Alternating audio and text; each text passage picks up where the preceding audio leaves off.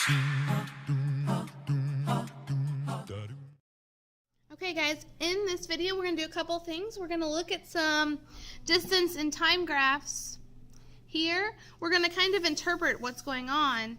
And then down here on the bottom, we are going to look at some speed time graphs and see how they relate to the graphs above. So when we have a distance time graph, remember this is where you're at and this is time. So where you're at over time is basically what we're doing. So when you have a line that is a straight line that is sloping upward, that means that you are going at a constant speed. You are traveling equal distance and time. So the directions of this worksheet say to come up with one situation for each of the graphs above. So I like to use a car as an example because everyone can visualize that very easily. So A could be a car on cruise control. When we look at B, B has a segment like A. So in this segment, that car is going at constant speed. In this segment here, the distance isn't changing, so that means that the car is stopped. So I would write a car on cruise control, then stop. C is like B, but just a little bit more complicated. So you have a section here where we have an increasing slope, a section here where the car is stopped, and then a section here with another increasing slope. Now, we do want to take a moment to compare these two segments that are sloping upward. They're both traveling at a constant speed.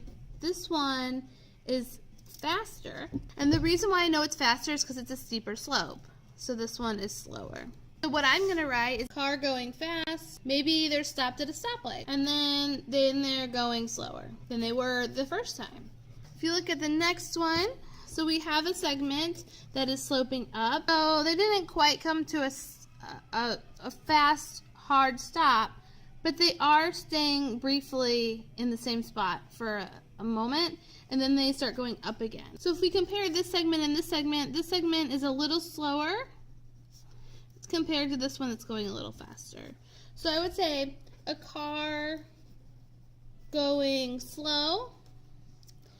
And then, you know, in St. Louis, we have something called a rolling stop that a lot of us like to do at stop signs. So I'm going to call that a rolling stop, and then going faster.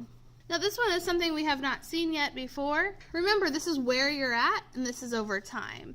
So a car is making a trip. Maybe you went to the grocery store, and then you turned around and came back home. So the distance, you're ending up where you started from. So this is like a round trip type situation. Now this one is just negative. You could think of this perhaps as going backwards, maybe backing out of your driveway at a constant speed. Or maybe you could think of it as maybe I'm at the store and I'm coming home. Okay, something like that.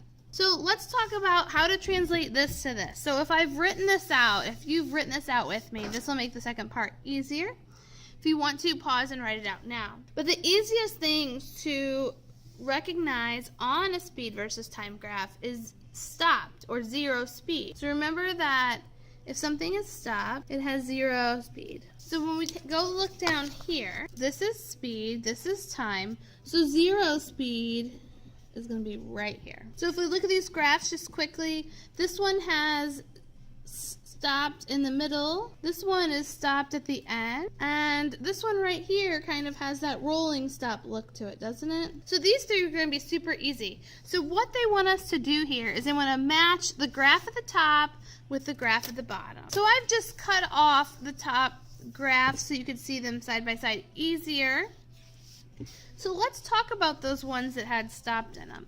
So letter B was stopped at the end. So letter B is going to pair up with number 2. Letter C was stopped in the middle.